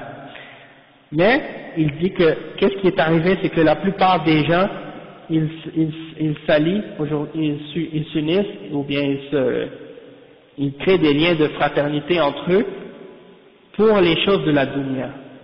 Hein? Et ça n'amène rien. Ça va rien amener pour ces gens-là, en réalité, au jugement dernier. Hein? Et juste une anecdote une fois, qu'il y a quelqu'un qui parlait de ça, il y a des organisations ou des groupes de gens qui font des fraternités, ils appellent ça des fraternités, ok? Et ces fraternités-là, c'est comme si c'est des fraternités à l'intérieur c'est-à-dire que c'est pas relié à l'islam, d'accord? Déjà entre musulmans on est des frères parce qu'Allah subhanahu wa ta'ala dit innamal mu'minuna ikhwa, les musulmans ne sont que des frères. Mais ces gens-là ils font d'autres fraternités qui sont en dehors de l'islam, et dans ces fraternités-là il y a des kuffars de toutes les religions et ils s'allient avec eux et ils se mettent en fraternité avec ces gens-là, hein? Et ils vont passer ces fraternités-là par-dessus la fraternité qu'ils ont avec les musulmans. Donc s'ils trouvent par exemple un de ces alliés-là qu'ils ont dans cette organisation-là qui a un problème et qu'il y a un musulman qui a un problème, ils vont venir en aide à cette personne-là qui est kafir avant de venir en aide aux musulmans. Hein, ça c'est un exemple de ces choses-là. Et ça c'est contraire à l'islam, c'est contraire à al-wala wal-bara. C'est le fait de mettre la fraternité des kuffars, le fait de s'allier aux kuffars et de prendre les kuffars pour alliés et de les mettre au-dessus des mu'minin. Donc al-wala wal-bara, qu'est-ce que ça implique? Ça implique que si ton frère est en difficulté, tu le passes en premier et tu l'aimes et tu essaies de l'aider avant d'aider n'importe qui d'autre. Hein? Donc c'est ça le principal, c'est d'aimer les musulmans et de les faire passer avant toute autre personne en dehors de l'islam. Hein? Mais il y a des gens comme ça qui font partie de ces organisations-là, que ce soit des associations de la dunya, comme par exemple, je ne sais pas si c'est la franc-maçonnerie ou d'autres formes de fraternité que ces gens-là suivent, ou même il y a des tariqa soufiyya qui, par exemple, ils vont dire, bon, si cette personne-là est dans notre tariqa, on va lui donner précédence sur un autre musulman qui n'est pas dans notre tariqa. Ça c'est des gens d'égarement. Et dans le mariage aussi, on peut voir des choses comme ça. Et si on parle de mariage, on peut voir, il y a beaucoup d'exemples d'extrémisme là-dedans. Tu vas voir par exemple, souvent comme les critères que les gens établissent pour décider à qui on donne une femme en mariage et à qui on ne donne pas, et tu mets ces critères-là et tu les mets en parallèle avec l'islam, et tu vois que ça n'a rien du tout à voir avec les règles de l'islam. C'est-à-dire, on dirait que quand on parle de questions de mariage pour certains musulmans, c'est uniquement les choses de la dunya qui ont précédence. Ouais, c'est ça, c'est uniquement business, yani. Donc ah oui c'est vrai. Non. Exactement. Non. C'est Ibn Abbas, parce que Ibn Abbas c'était un des plus jeunes parmi les Sahaba. Et il a vécu très longtemps. Donc, c'est possible qu'à son époque, vers la fin de sa vie, qu'il ait commencé à voir des manifestations de ces choses-là. C'est possible que ça ait commencé à exister. Mais c'est juste pour nous dire dans ce cas-là que si c'était comme ça à son époque à lui, alors imaginez aujourd'hui notre situation à nous, c'est encore pire. Hein? C'est encore pire que la situation de l'époque de Ibn Abbas. Et ça, c'est des choses qu'on retrouve souvent dans les paroles des salafs. Des fois, ils disent des choses qui décrivent la réalité de leur situation à leur époque, et quand on met ça et on compare avec aujourd'hui, on dit mais si c'était le cas à leur époque, imaginons aujourd'hui c'est encore plus grave. Hein. Après le cheikh il dit وعن أبي هريرة رضي الله عنه قال رسول الله صلى الله عليه وسلم إن الله تعالى قال من عادى لي وليا فقد آذنته بالحرب الحديث رواه البخاري. Donc le cheikh il dit que selon Abi Huraira رضي الله عنه qu'il a dit, que le prophète sallallahu alayhi wa sallam a dit, que Allah subhanahu wa ta'ala a dit, celui qui s'oppose à un de mes alliés, alors je lui déclare la guerre. Je lui déclare la guerre. Donc toute personne qui s'oppose à un mu'min, à un croyant, à un musulman, eh bien Allah subhanahu wa ta'ala lui déclare la guerre. Et le cheikh il dit, وَأَشَدُّ النَّاسِ مُحَارَبَةً لِلَّهِ من عادى أصحاب رسول الله صلى الله عليه وسلم وسبهم وتنقصهم وقال تعالى وقد قال صلى الله عليه وسلم الله في أصحابي لا تتخذوهم غرضا من بعدي فمن آذاهم فقد آذاني ومن آذاني فقد آذى الله ومن آذى الله يوشك أن يأخذه أخرجه الترمذي وغيره.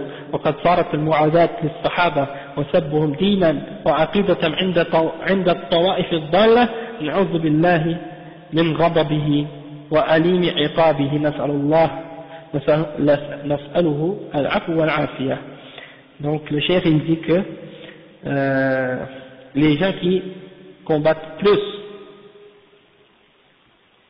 Allah et son messager, ce sont ceux qui s'opposent aux Sahaba.